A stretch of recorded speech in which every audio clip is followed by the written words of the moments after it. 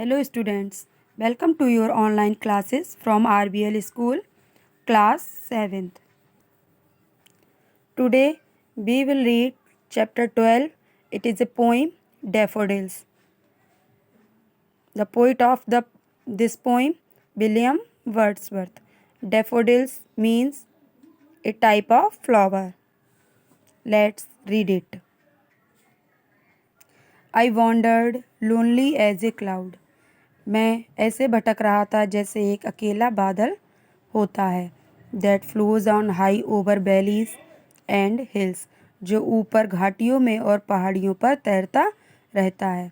When all at once, इसी समय मैंने अचानक, आई सा ए क्राउड, मैंने एक भीड़ देखी. ए होस्ट, एक host of golden daffodils. Golden daffodils मतलब सुनहरे डेफोडिल्स का एक होस्ट. बिसाइड द लेक, उस झील के पास. बीनीथ द ट्रीज, पेड़ों के नीचे. Fluttering and dancing in the breeze, जो हवा में लहरा रहा था और डांस कर रहा था. Continuous as the stars that shine, एक तारे की तरह लगातार चमक रहा था. And twinkle on the Milky Way, उस दूधिया रास्ते पर शाइनिंग कर रहा था. They stretched in never ending line, वे कभी ना ख़त्म होने वाली एक लाइन की तरह फैले हुए थे. अलॉन्ग द मार्जिन ऑफ ए बे, एक खाड़ी की किनारी तक. 10,000 सा आई एट ए ग्लेंस, मैंने एक बार में लगभग 10,000 को देखा.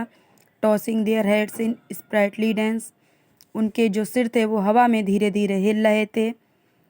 The waves beside them danced, उनके किनारे लहर डांस कर रही थी. बट दे, लेकिन वे outdid the sparkling waves in Glee,